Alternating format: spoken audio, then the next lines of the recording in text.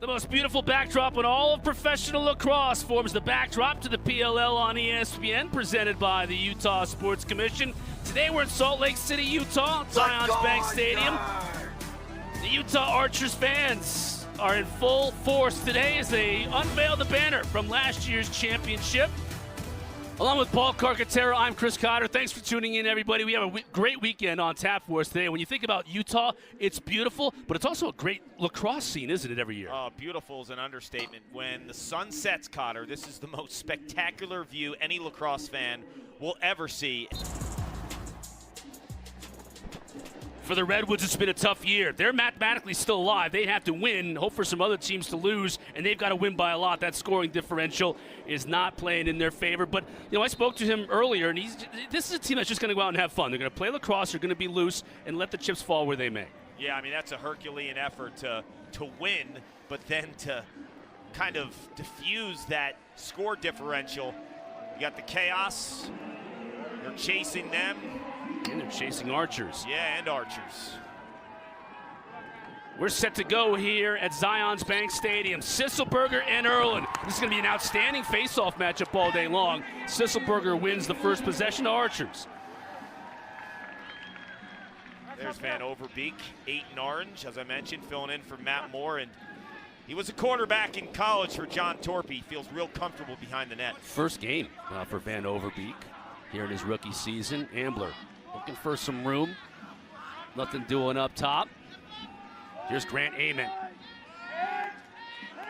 He's really thrived with a short stick on him. Great pass in front and a goal early. That's Mac O'Keefe. Well, last week in Denver, it took O'Keefe, and you can argue that Connor Fields never got going in that game, but early on, Mac O'Keefe getting involved in the scoring early. Amen to O'Keefe. If you follow them along their ride at Penn State playing for Jeff Tambroni, this was the combination that was so lethal. Grant Amen actually has a long pull on him to begin that dodging sequence, and then the switch to get the short stick. And when he switches, all the eyes now are on Amen because he's been so lethal as a dodger and a scorer. That opens up his passing.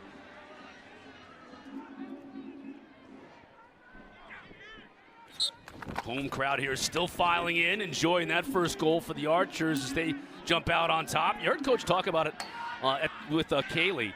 Losing 2 in a row, they haven't played great lacrosse these last couple of weeks. Need to get back to championship form with the playoffs on the horizon.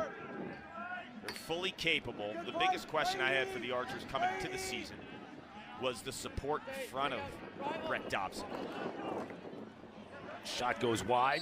Dobson has emerged as a top-end netminder. He's been incredible. He's 4th in the league in save percentage, but it's just his ability to take over games. He's got some new faces defensively, but now you got guys like Mason Woodward, who's a rookie playing well beyond his years. I think as that unit continues to grow and gets comfortable, you lose a guy like Matt McMahon in retirement. He's a big vocal leader for that unit. But they have the shorties. Fields takes the shot, gets deflected before it even gets in. Now a big scrum for the loose ball. It looked like O'Keefe was going to come out of there with it, but instead it's Connors. 2-point shot. Merle saved by Dobson. What a stop, Cotter. Off to the races here. Fields opts not to take the shot, instead backs it out. Now he'll look to attack. That time Kelly makes the save on Leclerc, who's one of the top shooters in the league. Leclerc's been an outstanding pro this year. And when I say that, I mean just all the different roles he's played. Especially with Matt Moore's injury. I mean, Moore missed the early part of the year, came back, now he's injured again. Leclerc's had to play, he's had to go down and attack, he's had to come out of the box. He's played defensive midfield throughout the course of his career. He's played attack, offensive midfield. What a lacrosse player. Dennis, as you mentioned in the open, 5 and white, leads the league in 2-point shooting. He can shoot on the run as well. Here's Kirst, forced down the alley and behind to Pinnell. Pinnell, the backhand shot, scores! There it is. The physicality and the creativity. 2 aspects I mentioned off the top with Rob Pinnell. I feel like he's so strong physically, Cotter, when he gets above goal line extended, he's also started to throw in a couple more moves here. You knew about the question mark. He's the best ever at that spot. But that backhanded shot now, how does he get it off? Because he lowers his shoulder, and you can't move him off his line. He's too strong. Take a look at the goalie cam, right through the legs of Brett Dobson. 27th point of the season. 12 of those 27 have come in the first quarter, so he's a quick starter. I feel like he's owning one-on-one matchups, too. I mean, his shooting some weeks, from an efficiency standpoint, not the greatest, but he's getting his shots. He's only shot around 20% on the season, but he's getting to the rack. He's owning matchups. That's why I think this guy needs to continue to play. O'Keefe on the shorty. Watch this matchup here, 7 and orange. Gives it up behind the cage to Amen. So now they have a pull on Amen. Right. He'll switch. He does such a good job of getting that switch. Now he's got the shorty on him. Tries to roll back. Takes a tough angle shot, and it gets in. That somehow snuck in near post. How in the world does he get this in? I mean, Grant Amen's like 5'7", 5'8". It's like Spud Webb jumping in for a dunk. Check out this move, though. He gets that short stick, and then he goes inside. I mean, he just squeezes this past Jack Kelly right over his shoulder here. Right over the shoulder, near side, too. I mean, the margin for error there is nil. On Brian Tevlin, who's played really, really strong lacrosse as a short stick D-midi. Where Tevlin went wrong there, though, there was no contact on Amen. He let Amen get comfortable around goal line extended and gave him options. I think Tevlin's at his best when he's winning the physical matchup.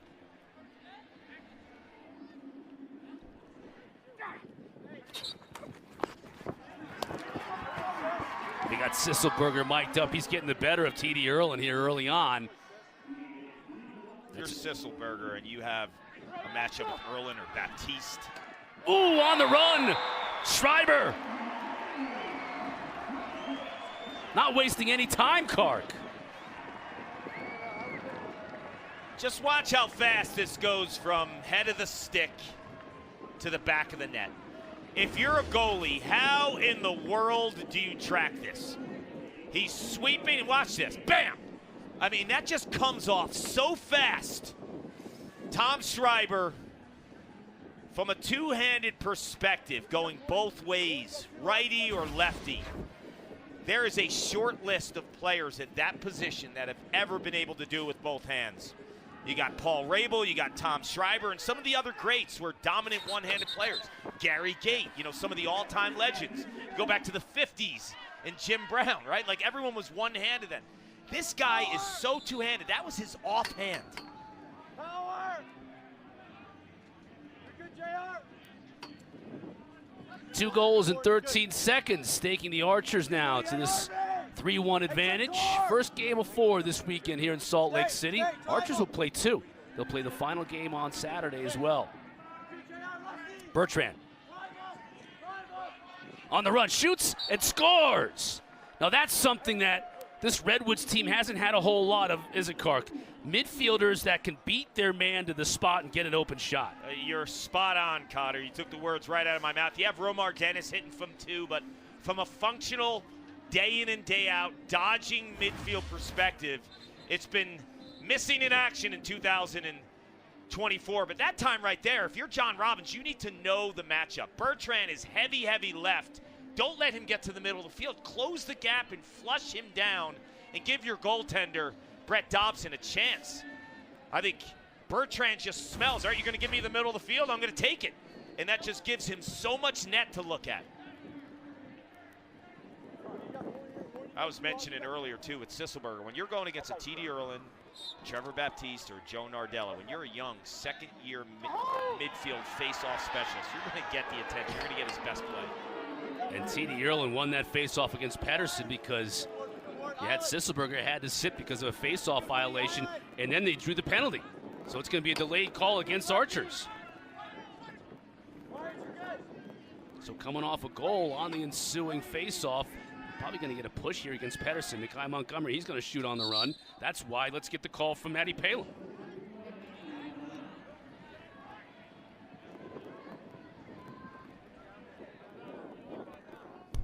Archer's foul number 89, 30-second technical, hold. And Pedersen was a little overzealous on this draw. Yeah. Yeah, he's got him chicken wings. Yeah. And then Pedersen's a big old boy. He's got a football family pedigree at the University of Michigan. Father, grandfather played for Bo Schembechler at Michigan. Yeah, that's why he wears that number, 89. Yeah. That's his dad's football number. Well, the good news, if you're Pedersen, you fouled the right team. California Redwoods last in the league in the power play at only 23%. Watch your kick back, sticks up. Watch your foot. One inside. Up inside. That's Westberg up top. Good. Bertrand near side. Kirst. High crease. High Got crease. Garnsey in the middle. You're good. Hands.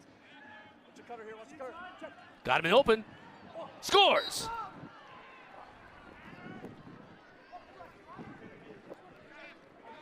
Garnsey does an incredible job of toying with the defense. Watch just the little subtle move in and out to make the defender feel like, okay, I have Garnsey covered, to not. Watch in the middle of the screen right there. Right in front of the crease is Ryder Garnsey.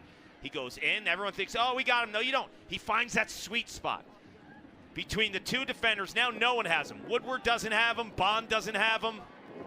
And that is just lacrosse IQ and understanding spatial awareness in front of the cage. You see Ryder Garnsey entering week 11. He's spraying it from all over the field.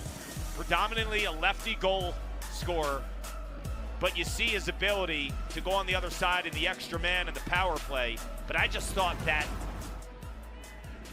lacrosse IQ and perspective, when you're inside, like, make a defender think, okay, I'm covered. And then it's just a subtle step, one or two steps in one direction that gives you all the space you need. He started off really slowly this year.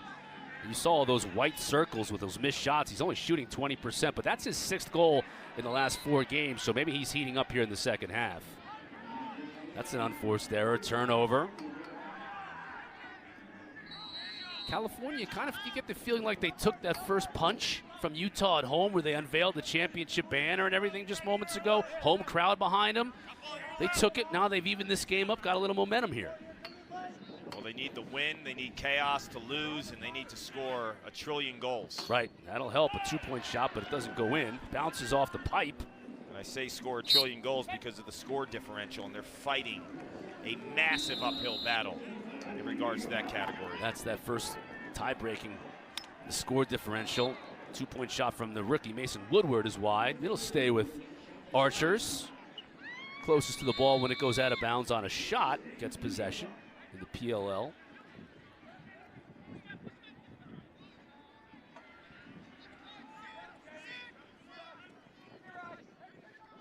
Amen. Now he's got the long pole on him. Schreiber. Physically down the alley, going to get a flag here against Woods. Call. That is a good call. Tries to feed it inside. O'Keefe is able to somehow get possession of that ball. Up top to Amen. Extra pass to Schreiber. Step down. Wide.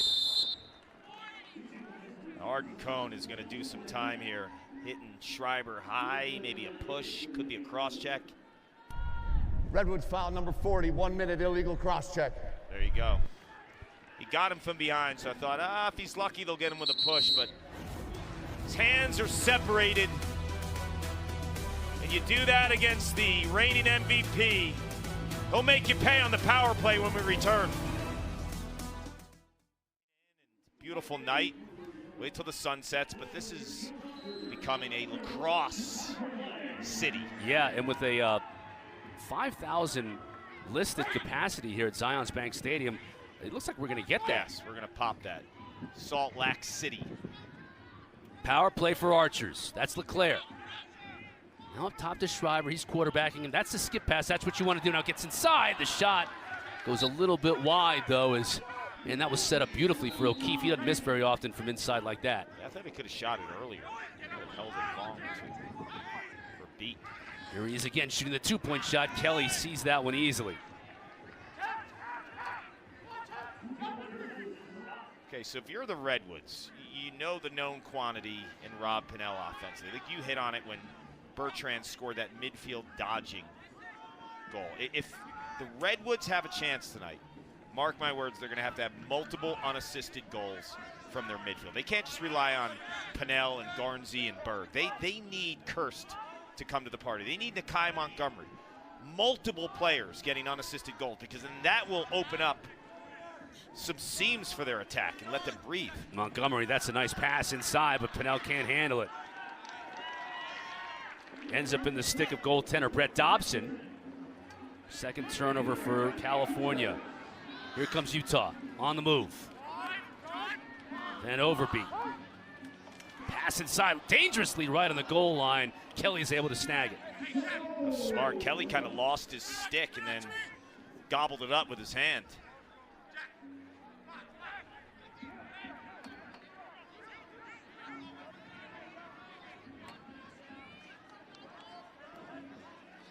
Dennis on the run, behind to Pennell. See how they pressure Dennis when he's sweeping from up top, because they know he'll shoot that too from on the run.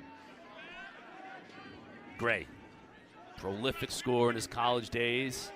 Started at BU, then went to North Carolina, led them to championship weekend. Skip pass, Berge, shot wide. Pennell backs it up. Quick start. Dobson makes the save and straight up in the air. Good idea by California there with Chris Gray on the quick start. Dobson was ready for it on the near post.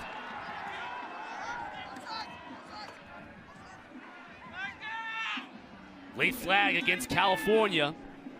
So it's going to be another power play for the Archers, but they're not going to wait. O'Keefe, look at this kind of room to step down and shoot, but it gets deflected straight up, and we'll get the whistle. O'Keefe's got to be kicking himself. He's had two great opportunities. Just can't bury him. Redwoods foul number 14. 30-second technical, offside.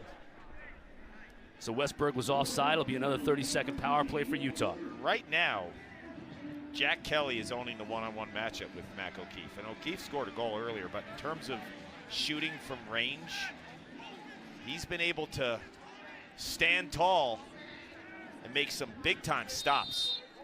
Kelly's been under siege all season long. I think he's had a good season. Yeah, he's really made a lot of stops, kind of kept this team in a bunch of games. He's won some games for them. He's only around 50%, which is not staggering by any stretch, but like you said, he's just been under so much pressure, and when they have won games, he's been, if not the best player for them, always in that top 2 or 3. LeClaire, he scores. Goal number 16 on the season for the former Ohio State Buckeye. This is his spot, Cotter, and when I think of Trey LeClaire, and if you were to ask me where is he most comfortable shooting the ball, it's that high right wing. He did it so many times in college for Nick Myers in Ohio State. Burst on the scene as a freshman in 2017 when they went to championship weekend. That is when he put the lacrosse world on notice in terms of his outside shooting. So O'Keefe might be struggling a little bit from the left side, but you see Trey LeClaire solving Kelly from the right. Garnsey, that is a long shot. Knew he had Pennell backing him up though. The on-field cameraman tracks down the loose ball. The only sport in the world that has a cameraman shooting live shots on the field during the play. Love it. The access is the best. You get some shots where you ask when you see highlights, like, how did they get that shot? It's because of him. You got a dude right in the field. And the ball is going 100 miles an hour whizzing around him, by the way. And he's not wearing a helmet or any protective gear. There's the shot. That's a great shot. You're right in the action. Yeah, look at that. That is awesome. I would love to see how many, steps he's taking in the game, too. I mean, talk about a workout. If you're shooting from this angle, look at the quality, like in-depth perspective. Van Overbeek. He's going to have a shorty on him much of the game today. This is a good shot right here, too. You get a one-on-one with that camera from the back hash, coming up goal line extended. Maybe when Rob Pennell gets it later in this game, you get that camera angle. It is magnificent. On the run, Kelly makes the save. Schreiber's down. Schreiber's down behind the play. They've yet to blow it dead. Ball is still live as Isaiah Davis-Allen tracks down the ground ball, so it is still alive. Redwoods are going to look to take advantage of sort of the haphazard nature of it. Now they blow it dead. Schreiber took that shot on the move, and he went to the ground as soon as he let it go. Now, is he favoring that right arm? And Tom Schreiber is a quiet superstar, but what's kind of under the radar with him is how tough he is.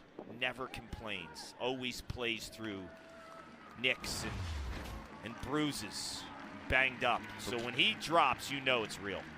Just gets his feet tangled up and lands on the right shoulder. That's what he was holding as he walked off the field. Obviously a moment of concern for everybody here at Zions Bank Stadium. All the Utah fans and Coach Bates. You see him shaking his head. You hope he's okay. He has that look where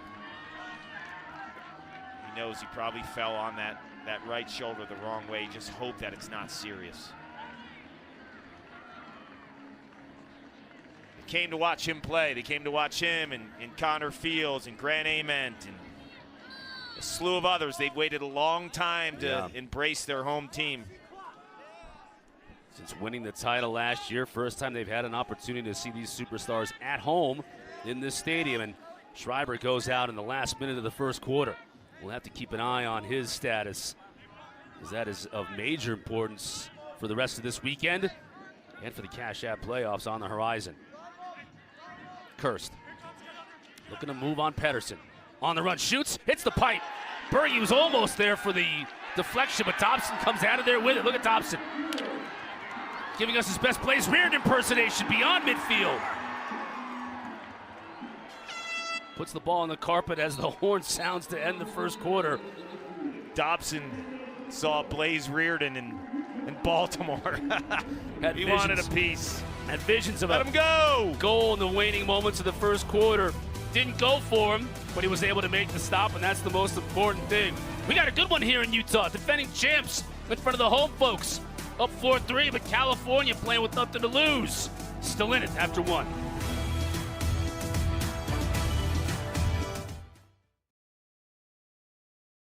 But he's heading into the locker room to be evaluated, and once we get an update, we'll let you know. But that's huge in terms of this game and moving forward. Sisselberger wins the draw to start this second quarter.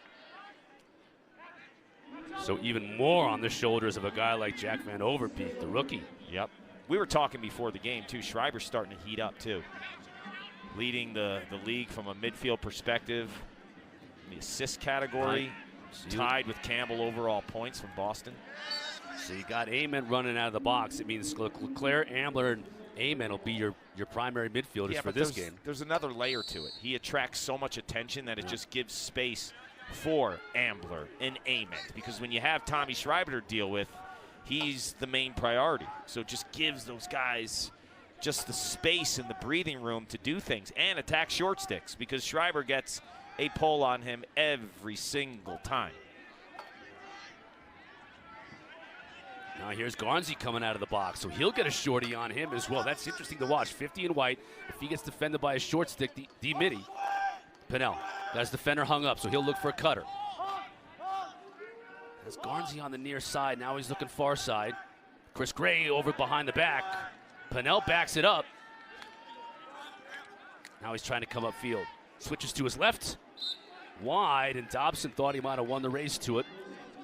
You just see how strong Pinnell is, though. Hasek is like he's an ox. A hoss. Yeah, but you can't get him off his line, Pinnell. He's just, to me, his overall athleticism, how he treats his body in the offseason is allowing him to play. I mean, he's a 2013 graduate from Cornell when he won the Tewaaraton Trophy, to play well over a decade.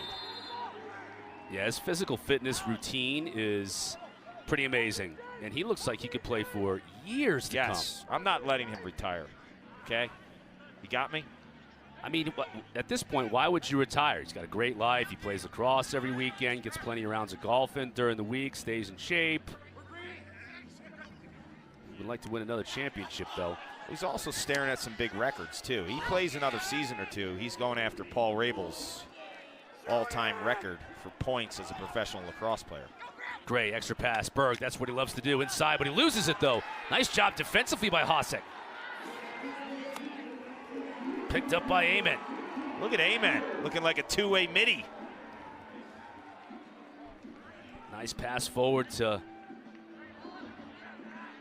on Connor Fields near side. And Amen is a two-way mid. He's staying on the field on the offensive end. He has to, really, at this point with Schreiber unavailable. Now here's Fields. Uses a pick. He's got the short stick on him now. This is where 5 and Orange thrives. With his left, Kelly makes the save. That's one he wants back, too, because an overzealous offensive player, when you try to rap check Connor Fields and you try to win that physical battle, that's when he starts getting slippery and he gets a great opportunity. But he shot it right in the stick of Jack Kelly. Kelly's got 6 saves already.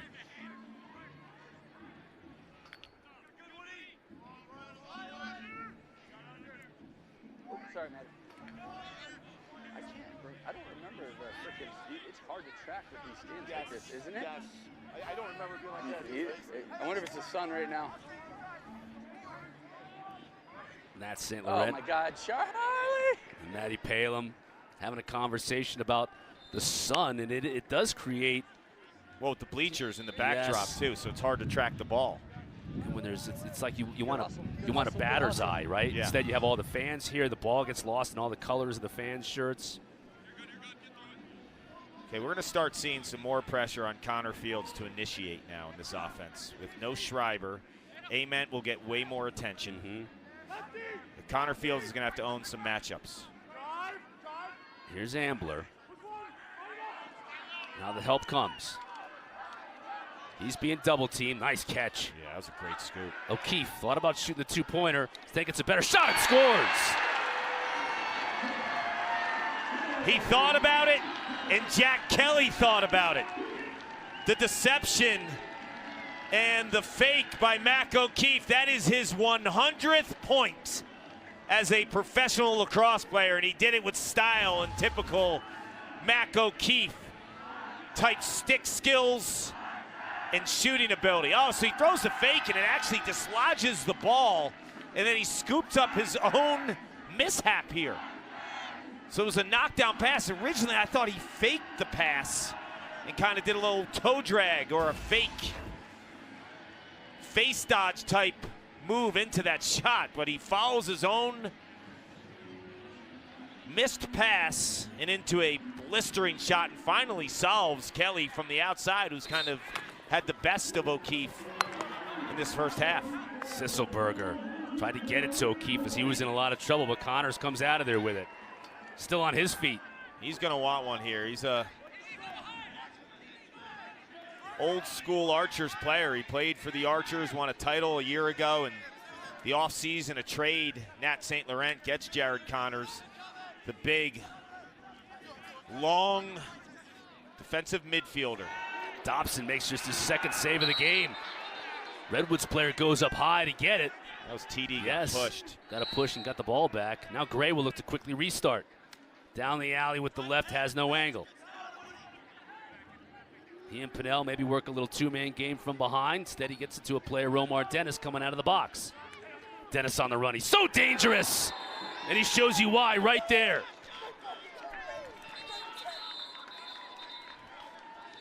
There's 2-point threats, and then there's 2-point threats on the run. These eyes have rarely seen someone with this kind of range to shoot behind the arc with the feet moving. League best in terms of dropping 2 bombs. They call him Romar. Back in Utah, second quarter action, 5-5. Our score, Woods and Archers all tied. He was the most outstanding player in the championship series. That's 6s 2 years ago. It's a little bit of a different game. That's going to be the Olympic game, but that's a game that's on the move. And he was shooting 2-pointers in that league like crazy.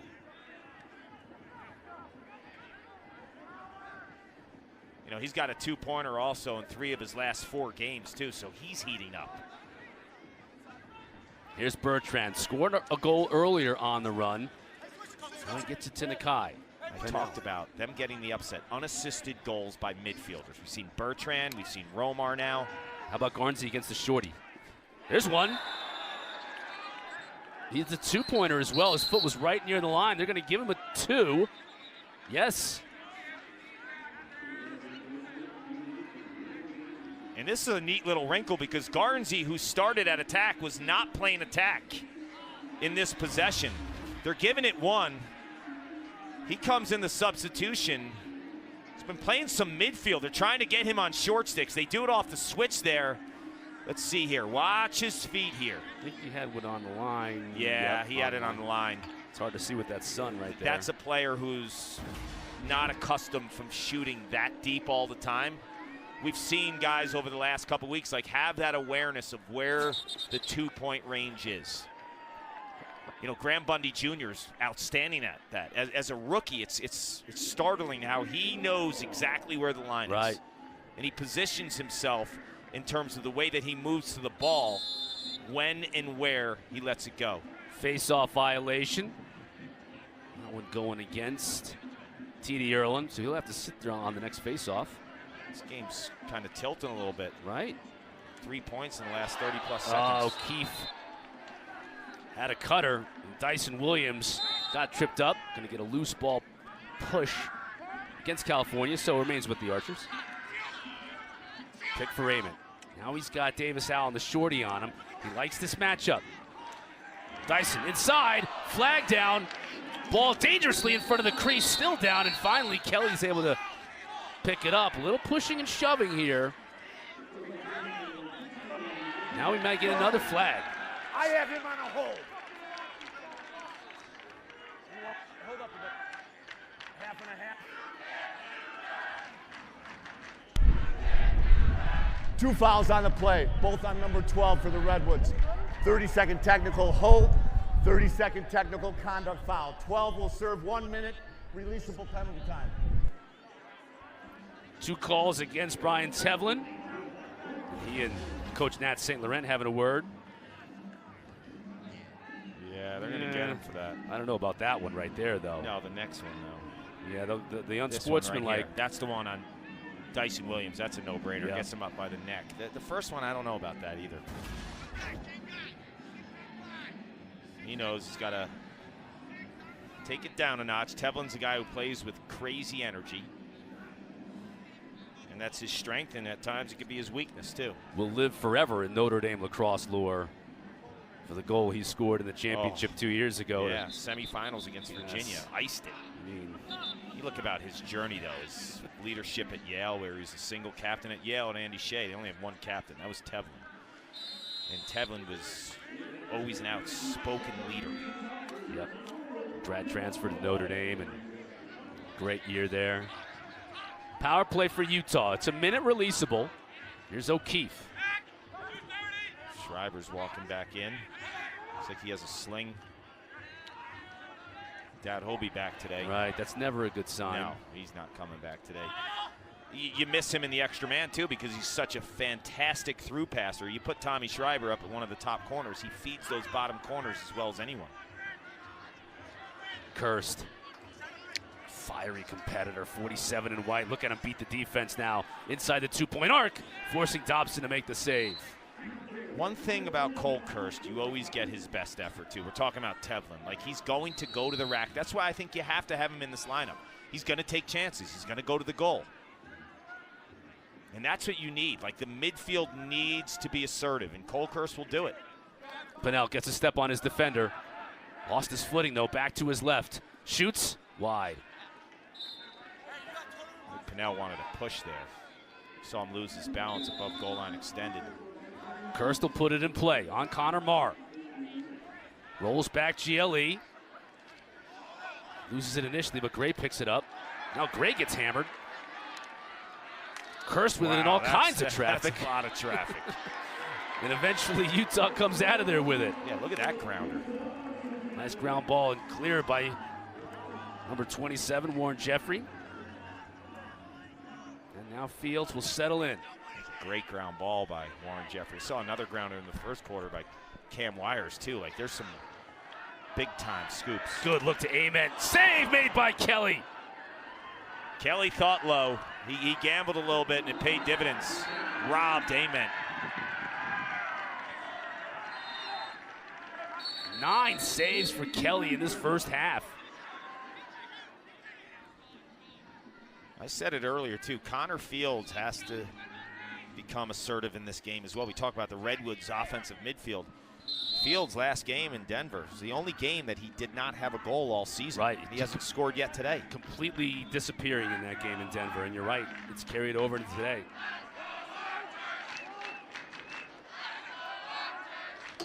Off the pipe. And Van Overbeek was just that close to getting his first ever PLL goal. And that was a nice move, too. It stays with Utah, though, so this is an extended defensive possession. And you get the For reset. the Woods, yeah, you get the whole reset. Now Fields. You got to have something here if you're Connor. Trying to work off a pick. Now he's got Tevlin on him, but the double team comes. Doesn't Gets matter. free, though. Couldn't get a shot through. See, he's getting to his spots. We've seen it twice this quarter now. He's just not finishing. Now he fakes the pass, trying to get to the middle again. Nice pass. Beautiful job that time by Cohen, though. In the passing lane, robs it. And the outlet. This is B.J. Farrar. Nat wants a timeout to talk things over. Now that he gets possession in the offensive end. 2:13 left to play in this first half. Dennis on the run. To Gray at X. Now he hits Nakai coming out of the box. Here it is. To Chris Gray. That's a tough angle. Dobson all over it. Now Utah wants the counter.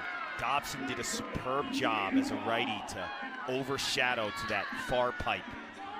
He won that matchup against Gray. Here's Fields.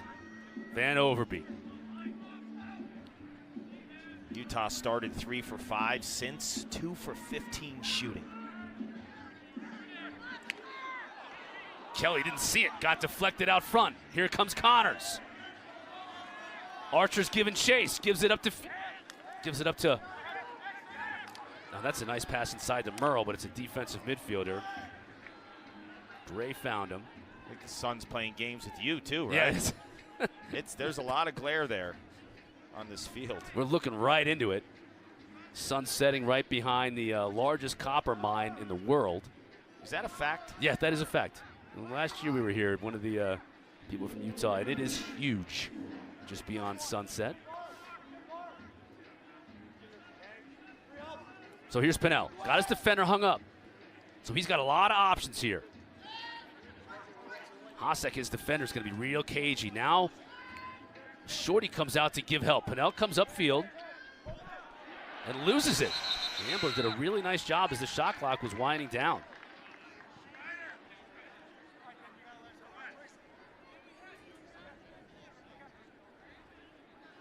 Yeah, there was a flag on the field. I couldn't even see it on the far side. It was offside, delayed call.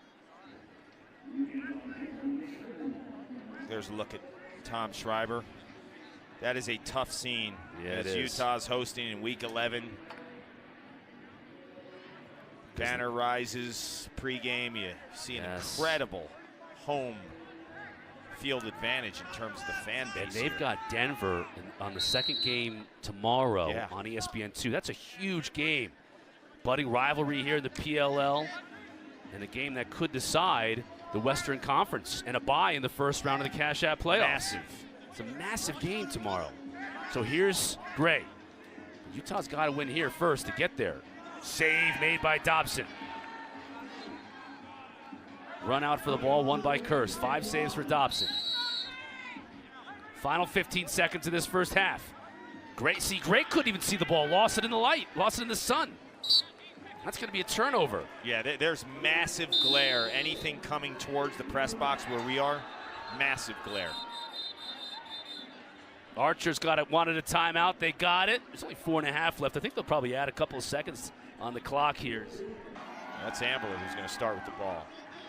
Okay, so where is O'Keefe right now? So O'Keefe is going to come off of a pick right here, or a fake pick. He faked a pick and slipped. Now he has the ball. Yeah, didn't get a shot off, though. Wasn't able to work anything in time. Good defense by the Woods. I think they looked too heavy for a 2 rather than a 1, right? I think everyone knew O'Keefe was going to come out for a 2. There could have been an opportunity maybe for a pick lower inside for a 1.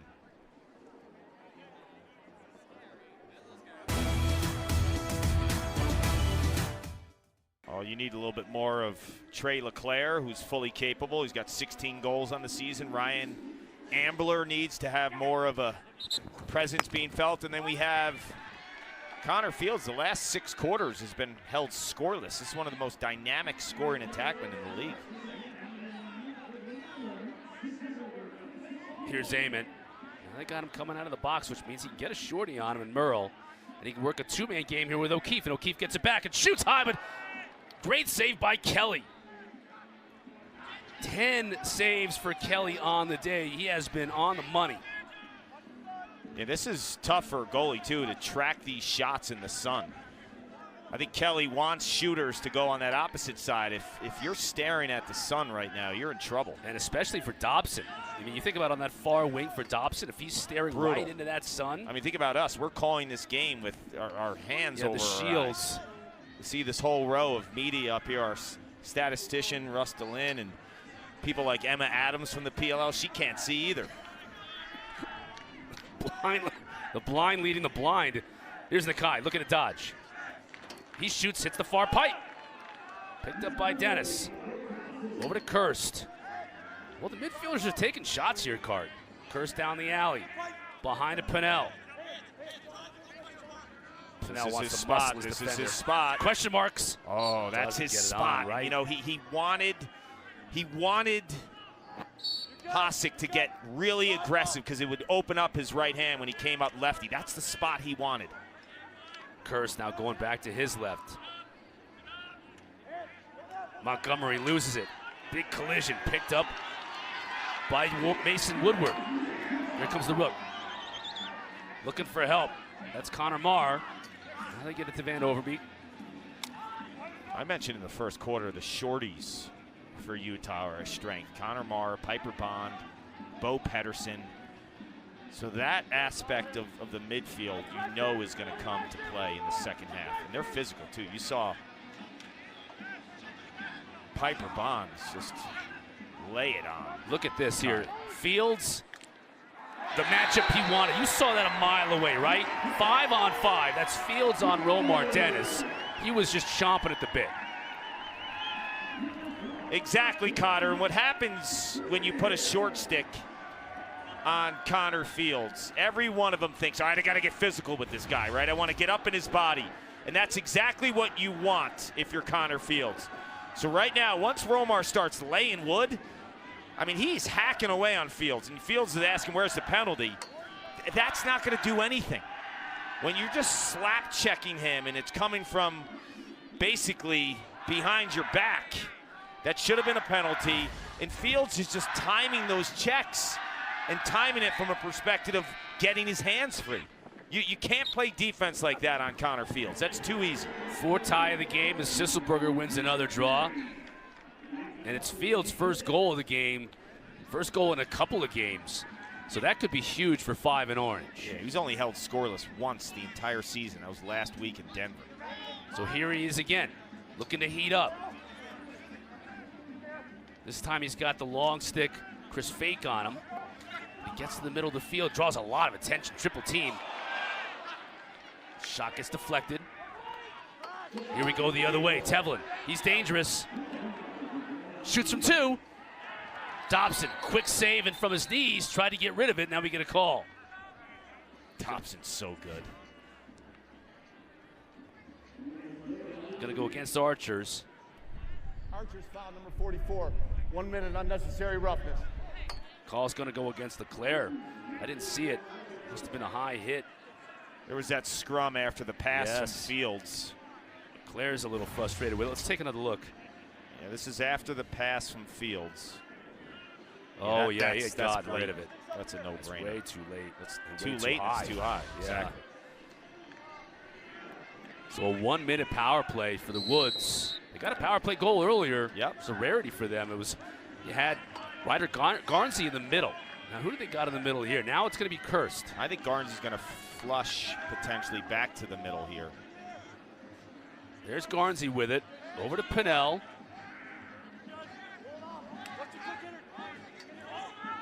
Got Garnsey up top. Pinnell finds the cutter inside. It's Bertrand. 2 beautiful power play goals on the game for the Redwoods. And Pinnell's found a seam in this Utah Archers defense inside. Both power play goals right on the doorstep. You have the master passer in Pinnell just waiting, and how patient he is, kind of toying away with the defense, making that pass. Once he gets the pass back from Kirst, he knows to look inside right away. Watch, he looks inside right away. Because he knows that Bertrand, a good inside guy, is going to follow the ball, right? You're following the ball. Bertrand went from the ball follow on Kirst, and then when they kicked it back to Pinnell, Pinnell knew right away, if Bertrand follows the ball, I got to get that pass out immediately. To a spot. It was a no-look pass Yes. to a spot. And Bertrand was right there. Made a nice catch on it, by the way, too. And finish. That's where they found the seam on the Utah Archers defense. Merle on the run. Hits the pipe. Wow. Sends this one high into the netting in the back of the field here. A lot of pipes today.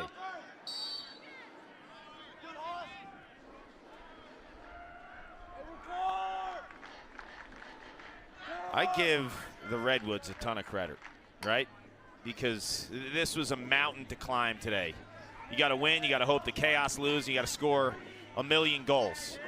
They're not distracted by the noise. They're here to win a lacrosse game.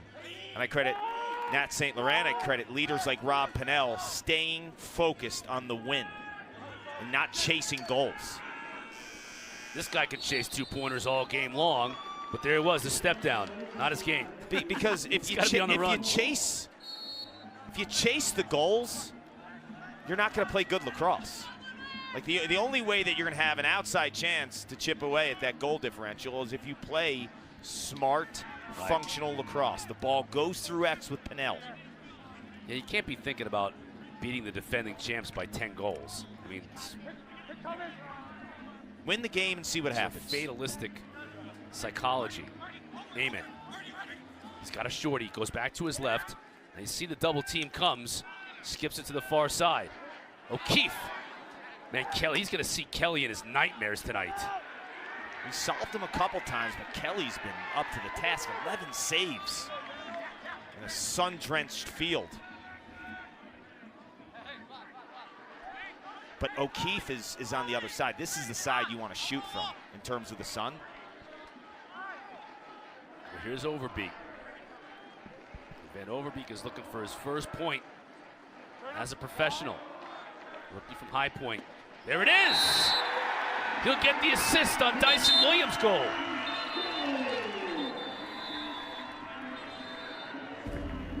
Well, the KG vet, Captain America, reigning MVP, Tom Schreiber, is on the shelf.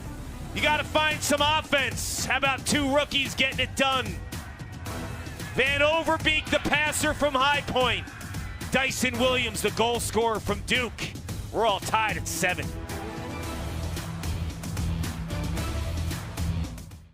'23 reigning PLL champions. Remember, he's the reigning MVP. He scored the game-winning goal in the final seconds of the championship game last year. And now he's out at least for the rest of this game, possibly for the weekend. And who knows with the playoffs. What a 2 weeks grounder, away. what a grounder! Sisselberger, the shot goes too high though. 99 battles, doesn't he? Oh, Sis.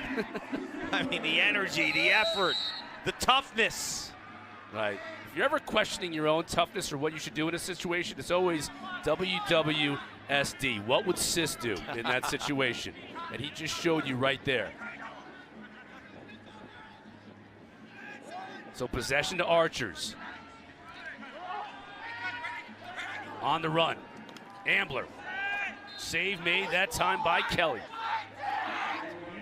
It's been a pretty good battle to face off, Dot, though. Sis has gotten the best of him so far. Russ DeLynn showing us the stats. 10-6 so far. Sisselberger with the lead. DeLynn is getting fried right now by the sun. He is. That sun is coming out of here. He needs SPF 1000.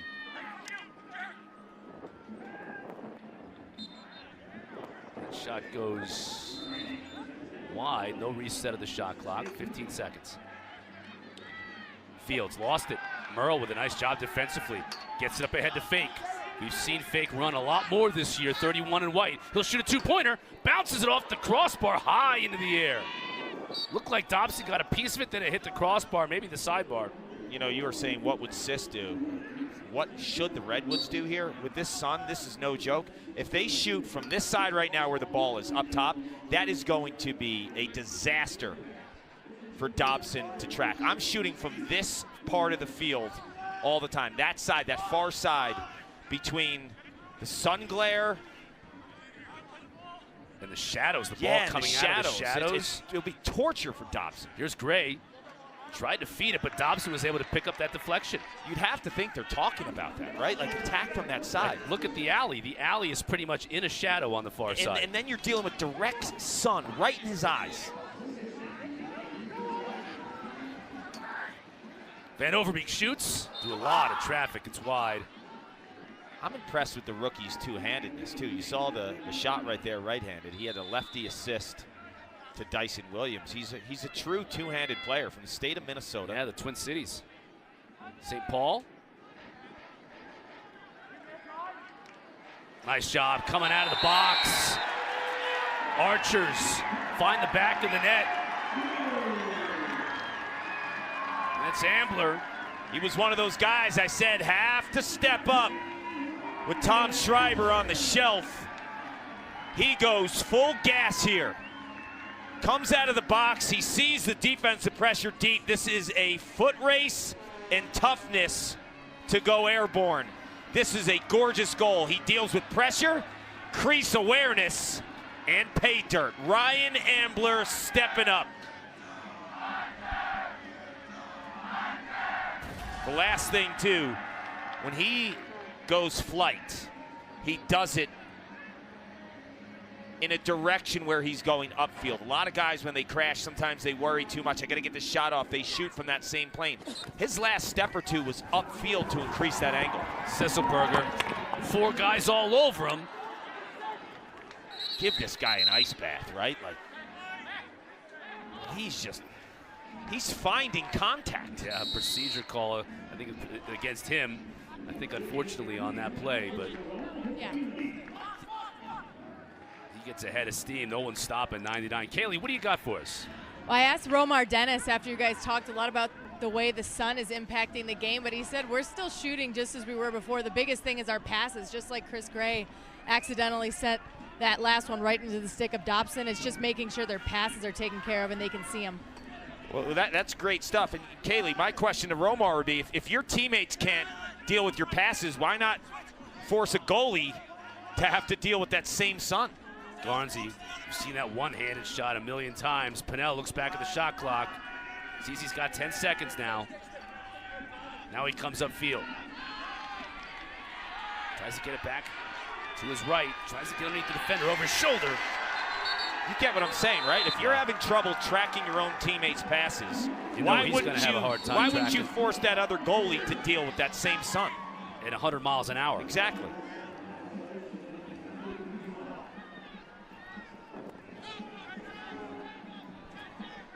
Well, Dobson's got 2 minutes and 35 seconds to deal with it. Yeah, then it's and Jack then Kelly's problem.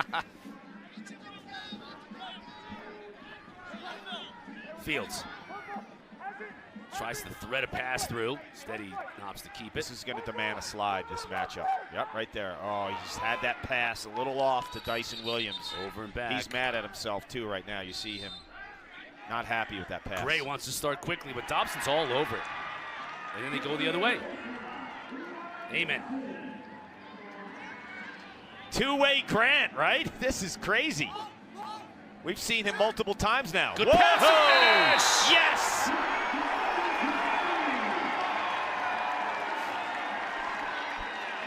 Grind it out, Grant. Find those tough little clearing opportunities and cash in. Van Overbeek, the rookie. I talked about his two-handedness, shooting righty, feeding lefty, going behind the back left-handed. And that's all Grant Amen. He gets the clear, and the payoff is a cutting rookie, Jack Van Overbeek.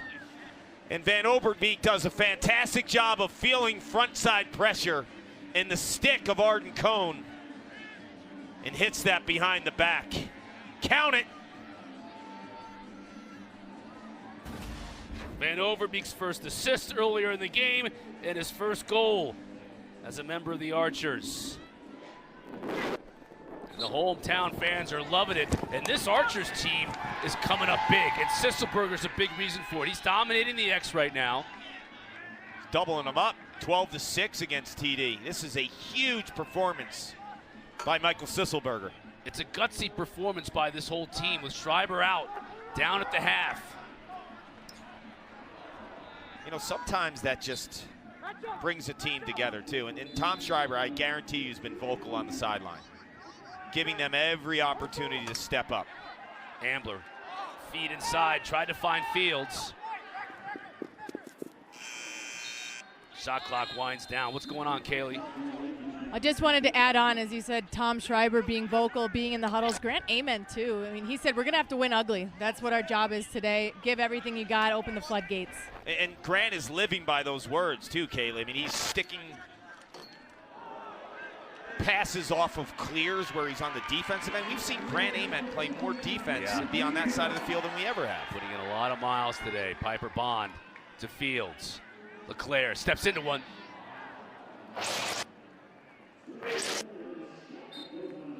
Jack Kelly, too. We talk about specialty players. Sisselberger for the Archers, Kelly for the Redwoods. Kelly's been legit.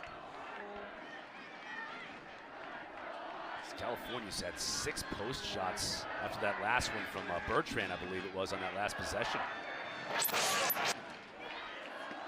That's not a post shot. Right into the back of the net. Off the stick of Connor Fields. This is pick manipulation at its best. Fields knows exactly at the time where the pick is going to be set and that he will be trigger ready right here. He finds an opportunity off the pick to get to space. And instead of engaging and coming more towards the traffic, he backsteps to get that shot to free up his hands even more. That is a brilliant lacrosse player who knows the pick game as well as anyone. You could use the pick in 2 ways there, to be the dodger and get fake off you and get the switch for the shorty, or make them worried so much that you're going underneath that at the point in time of the pick, you then scrape high to get your hands free for a shot. Archers have forged their largest lead of the game. Nakai bounces it too high. 15.5 remaining in this third quarter. Garnsy's gonna have to go to work. Gets it behind to Pennell. Here's Nakai Montgomery.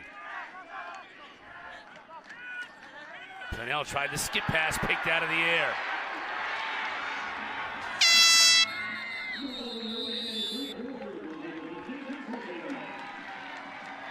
All Archers in that third quarter, and the home fans letting them know how much they appreciate it. With Tom Schreiber out, it was the youngins. Dyson Williams, the rookie from Duke, finding the back of the net. How about a veteran, Ryan Ambler, running to the crease? And then the rook, Jack Van Overbeek, behind the back. Archers lead as we head to the fourth. But the Redwoods and Pennell's offense need to figure it out. They were 1 for 11 shooting in the third quarter with 6 turnovers, and they had the second most turnovers in the league. So cleaning up that aspect of play, it's been an Achilles heel for them all season. Shooting. Their shooting is the second worst in the league and the second most turnovers from a shooting percentage standpoint, and then turning the ball over. It's just been the disaster for them all season. Sisselberger's been great too. 6 of 8 faceoffs won in the second half. Caley, what'd you hear down there in the huddles? Well, one thing that might help their shooting, and both Coach John Grant and Coach Nat said, the early shooting stuff has got to stop. It's killing them. They've got to slow it down and play the way they came out here and execute. They're just getting too many shots off, and it's making them play a lot of defense, how quickly they're trying to convert.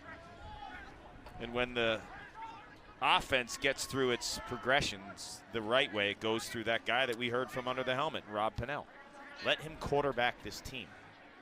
He should touch it in every settled situation.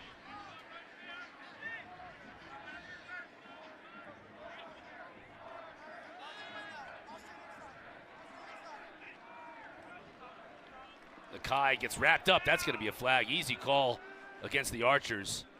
Bertrand on the run, shoots and scores. They'll wipe that flag off, and it's a goal for Bertrand and company. Yeah, it would have been a hold on Montgomery, wiped out with the Bertrand goal. That's the second time that he's gotten to the middle of the field. And I think the Archers have allowed 41 in white too easy of a path to get to the middle of the field. That's his strength. He wants to get to the middle of the field every time. When you watch Charlie Bertrand play, like, that's his patented offensive comfort zone. It's not getting underneath and doing 3 or 4 slippery moves like Connor Fields. He wants the middle of the field. You have to deny him the middle of the field.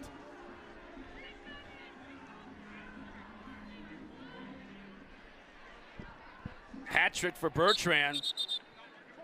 And that's good news, too. I said it earlier in this game. Just what the doctor ordered for that. Unassisted goals by middies would be huge. Erlin thought about taking a shot. Now he'll run off. Bertrand's 3 for 4 shooting, too. The rest of the team is 4 for 29.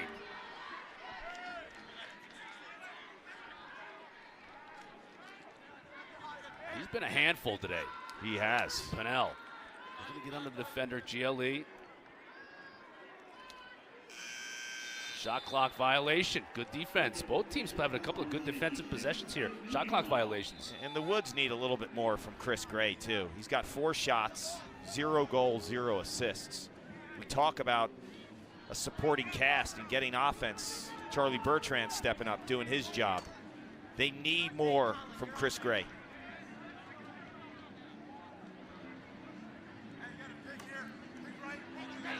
Fields.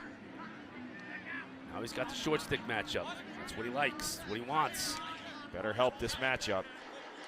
Trying to get back to the middle. Here comes the help, and he tried to backhand it to Dyson Williams. Instead, the shot from behind the cage, and it's Grant Amon.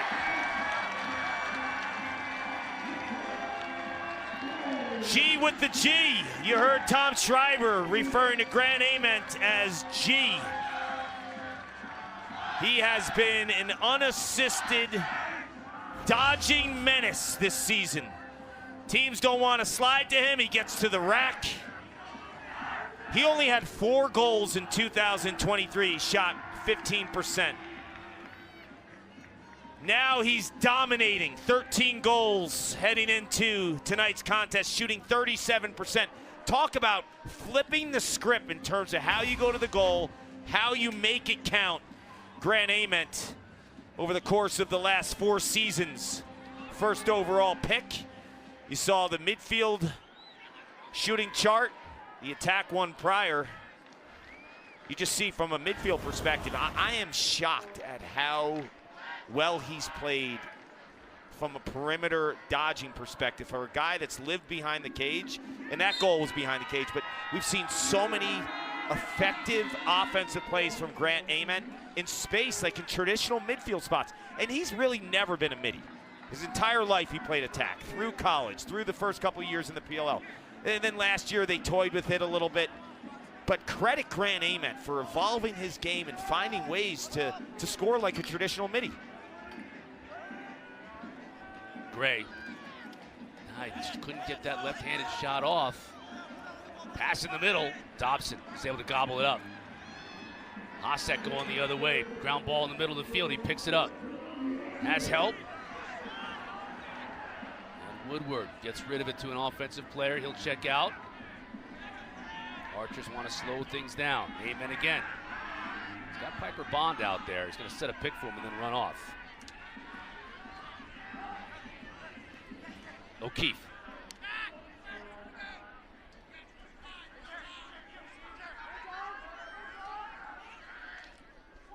Skip pass through a whole lot of traffic, ends up with Tevlin. He sends it forward, and Chris Gray picks it up.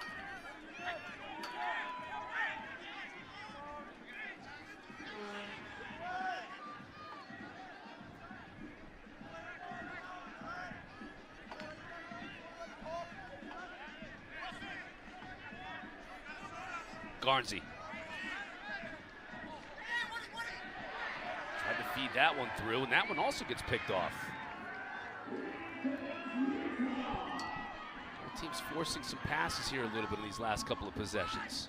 Down 3 if you're the Redwoods. The good news is you do have Romar Dennis. He can change that lead in a hurry. But I like the ability to find goals in different spots for the Archers today. And as Grant Ament said, when Caley was hearing, win ugly. There's nothing ugly about that play. Absolutely gorgeous. Ament this time the feeder. And Utah extends their lead. I'm going to tell you something. Grant Ament, regardless of the points, and he's had a day, he's got the 5 points. He's been the man of the match. We've seen clears from him. We've seen goals from behind the cage, feeding up top. This is a gorgeous pass. Grant Ament has been masterful in terms of his passing efficiency and his ability to take over this game. He has been so good. Just critical spots. Well, I talked to Coach Brian Cavanaugh just a few minutes ago about Grant Ament, and he said the biggest difference in his production this year is exactly what you said, Kark, his willingness to attack from anywhere. He was a former Attackman of the Year. He's just been relentless going to the net this season. Yeah, he's been spectacular, and credit Ryan Ambler, too, who scored that goal, and he had that earlier goal in the third quarter where he dove to the crease. He was a player I specifically said with Schreiber being out, production from Ambler. So you see these two with Ament and Ambler just being spectacular this half. Yeah, Ambler came into this game with just 6 goals on this season, so he's got 2 so far today. Yeah, Grant Ament's been the MVP of this game. Yeah, I don't think there's any doubt about that. And now for the Woods, they're facing their largest deficit at 4 points. And time winding down. We're just about midway through this fourth quarter. Pennell, he's just going to have to take over.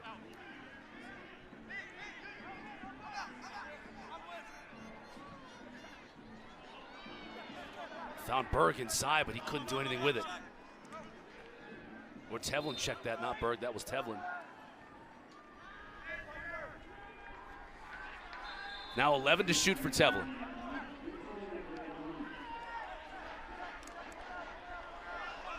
You know, that was Berg they tried to feed it into. You know, with Garnsey playing a little midfield and not being on the field all the time, when you have Pennell out there with Westberg and Chris Gray, Pennell's really the only dodging threat. And that puts a lot of pressure on an offense when you only have one dodging attackman. You could short stick Westberg if you have to because he's a deadly inside shooter. And then Chris Gray hasn't made his presence felt. Fields. Skips to the far side. O'Keefe can't handle the pass. Amen. Williams on the run. Bounce shot high, but Fields backs it up.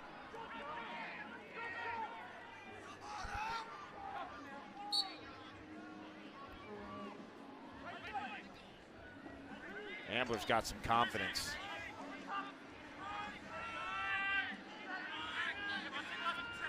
Five seconds to shoot. Tried a tough pass inside, and Williams couldn't handle it. Shot clock violation. And I don't want to get into it too much in terms of just the overall production of this Redwoods offense. You're going to get knocked out of the playoff race here.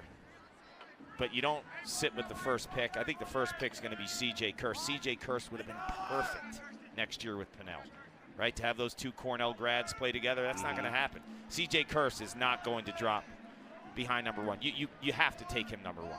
He's that good.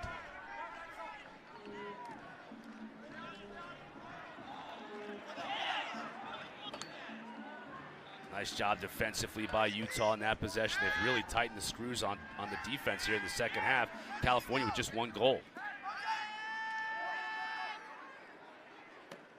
Well, Fields changed, or I should say Chris Gray changes it. Well, Gray's coming to the party. I've been asking where's Chris Gray. This is his skill set on full display. He's a two-handed player with range.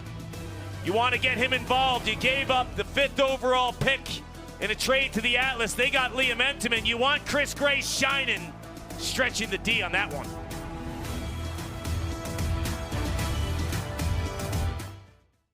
Like Zions Bank Stadium, year after year, you got a team to root for, and we saw it. It's only going to get bigger. Also saw it at halftime with the Utah Utes, the varsity lacrosse team at the halftime, and 123 high school teams here in the state of Utah. It's awesome. Yeah, it's really great, the growth of the sport out west particularly. And they're really pulling for the Archers here, because if they could hang on, you saw the standings there momentarily, it sets up a winner-take-all battle with Colorado. Yeah, that's going to be awesome. Tomorrow night on ESPN2. Denver Outlaws and Brennan O'Neill and Graham Bundy Jr., a rookie class that Tim Sudan has cashed in on.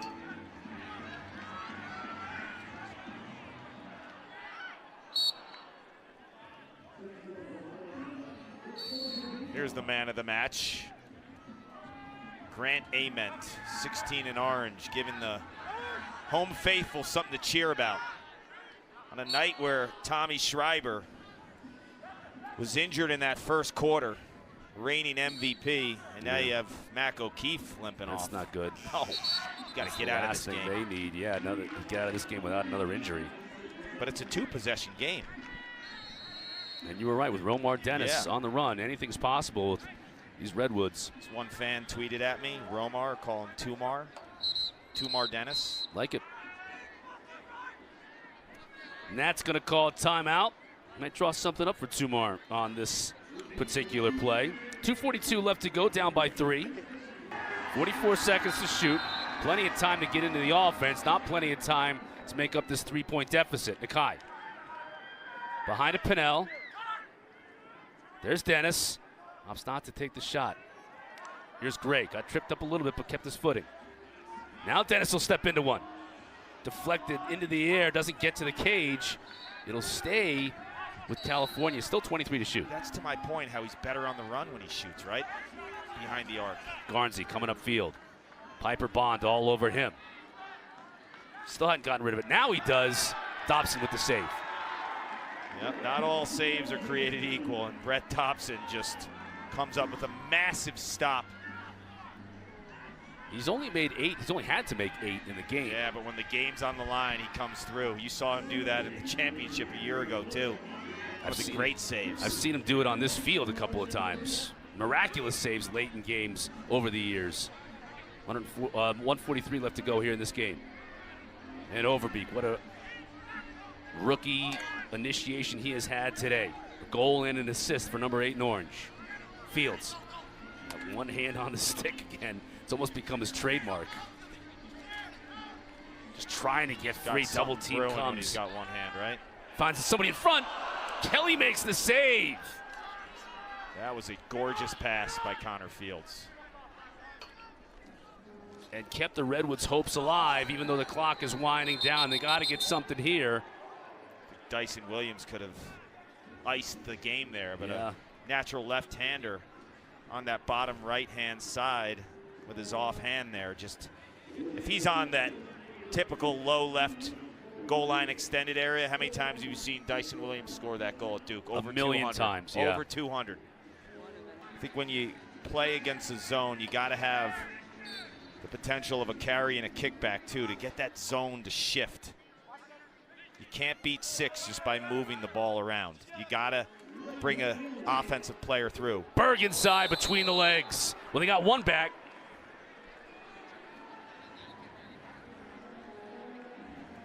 Now Erlin's got to step up big at the faceoff dot. Wes Berg comes into the evening shooting 56%. That's best in the league. And I'll tell you what, Rob Pinnell has found a soft spot in this Archers defense. It's been right on top of the crease. That is 3 assists in the same exact spot. One to Berg, one to Charlie Bertrand, one to Ryder Garnsey, and that one was just pure filth, right? Between the legs. And I tell kids all the time, you can look at that shot as like a showboat type shot, or you can look at it as deception. When you have that good of a stick, it's deception. get the goalie to think one way and counter the other. Who's catching the ball high and throwing it between their legs? A very small percentage of players. Westberg's one of them. We don't have confirmation that Tommy Schreiber will or will not be playing tomorrow. It's probably a tough situation to come back based on him being in a sling and the way that he fell. It would be like a Willis situation. Coming in the last second. Herriman just running some clock right now. Wants to get a good shot at the end of this shot clock. 5 to go. Now he dumps it in the corner. So this will leave California with 23.1 left to go. Kelly says go downfield because they're going to want to make the most of this 23 seconds. Romar Dennis is on the field at attack, which was smart because you got to have him on the field. But Long then you pass. lose him through the box, though. Here's Garnsey. Gotta have to take it two. Bertrand, way outside. Gets it back to his right. Got a good look and scores! Charlie! Dobson can't believe bouncer. it. They can't believe it. That was way outside of the arc. Cotter, I'm telling you, if you told me one player out of these 6 that was going to score offhand on a bouncer behind the arc, the last guy I would have said is Charlie Bertrand. He is a left-handed dominant player. You saw him 3 goals prior to this one, all sweeping to the middle, getting to his strong hand. But he just refuses to say game over, season over. The Woods have some life in this one. Guts. 6th tie of the game. They may challenge this, but even if they did, that's a goal. Oh, they're trying to challenge. It's not his foot behind the arc. Yeah, he's clearly behind the the arc. number of men on the field. Archers feel like the Woods had too many men on the field. And Bates is practicing his red flag tossing. Can't challenge it, but the ref can look at it.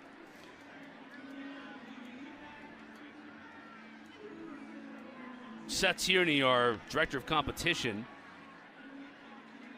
had a word with Matt Palin. And Bates is like, are you going to look at it? He's getting an explanation from Seth.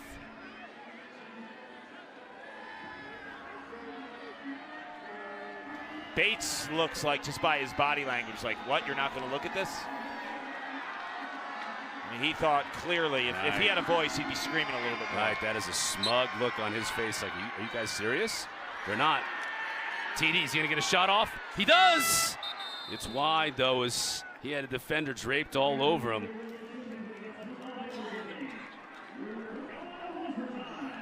Seth trying to get down to Seth Tierney as he's talking right now to Chris Bates. That's Seth Tierney of the PLL. We're trying to get some clarification on that.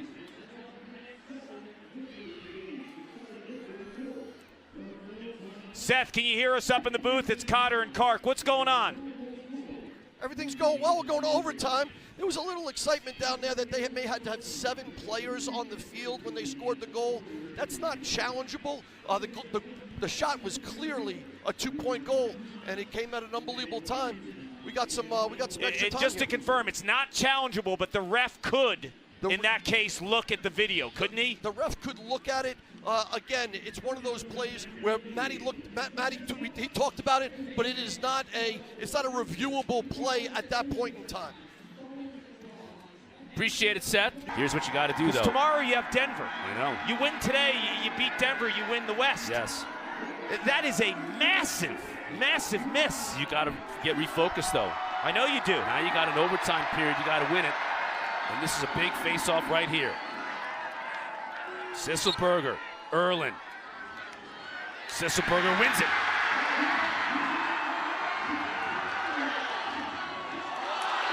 Tried to feed a pass inside. Do you feel the Robbins. energy of this Yes. crowd, though? You feel it. They knew how big that face-off win was. Now possession to the Redwoods.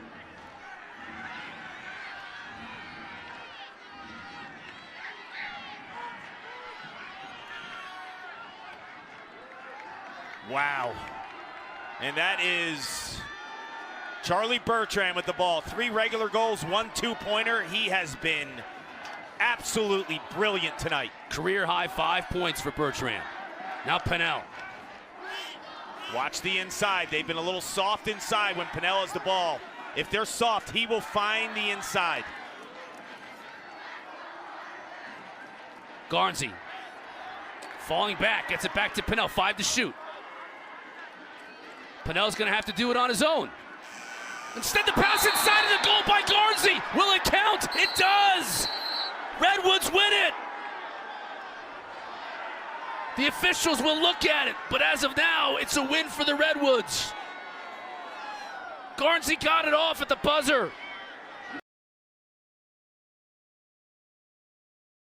Scoring players under review. Rob Pennell has the ball, Cotter. And automatically, I'm going back to all the goals and where he's found soft spots. Where was it? Inside. He's been absolutely magnificent. As a passer, finding the seams. That is as good of a pass as you could possibly ask for. It's still in his stick at 0, though. That is not going to go. No, I think it's going to be overturned. Gonna go. It was a brilliant play. It has to leave his stick before 0. It can be 0 when the ball's traveling to the goal, but this is an easy no goal. Yeah, it's still in his stick. It's still in his stick at 0. If it's in his stick at 1 and it doesn't cross the goal line to 0, it's a goal, but that was in his stick. What drama here. After review, no goal, shot clock violation. Listen to the crowd. They are into this thing. The crowd could be the 11th player. The Redwoods tied it with 11. They had too many on the field. Can the crowd propel victory? Everyone's standing, waiting for a moment. There's no Tom Schreiber. Grant Ament has been the factor for the Archers. Can he win it? Here he is with the ball in his cross to Ambler, who's been outstanding. A couple of goals for him today. Back to Ament up top. He's got the short stick. This is the matchup he wants. Stick to it until you see a double. Gets it back to his right hand. Had a look, chose not to take it. Ambler behind the cage. The wraparound shot and the game winner!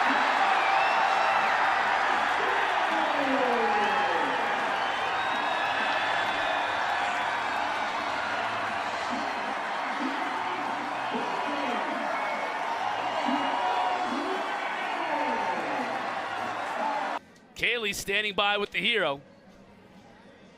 Jack, what a wild ending for your team. You scored your first goal in the PLL and then the overtime game winner. Just take us through the emotions of what that overtime was like. Loss of words, honestly. I wasn't even supposed to be out there at first. Coach Bates said we're going Trey, Dyson, and I forget who else, but somehow found my way out there and got lucky enough to get one. But you lose, obviously, your huge player, Captain America, Tom Schreiber early. Hard to see that, but it was a gutsy win. What do you take away from the way you guys played to come out with the W? I think just having the fans here. Obviously, it's my first game, so I don't really understand. Went to a couple games in Minnesota, but hearing the roar when Sis won that first faceoff, I think that really helped us. Throughout the season, what did you think of the energy today? Full stadium and just the back and forth, the momentum changes in the way this game unfolded. It's amazing. I mean, speed of the game is insane. Unlike anything I've ever seen before, and obviously the best place in the world to play lacrosse, Utah. So, thank you so much for your time. Congratulations on the win.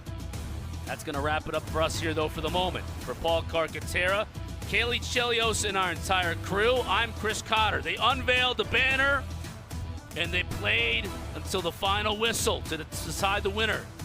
And it was the home team Archers, 13-12 over California. Thanks for watching the PLL on ESPN.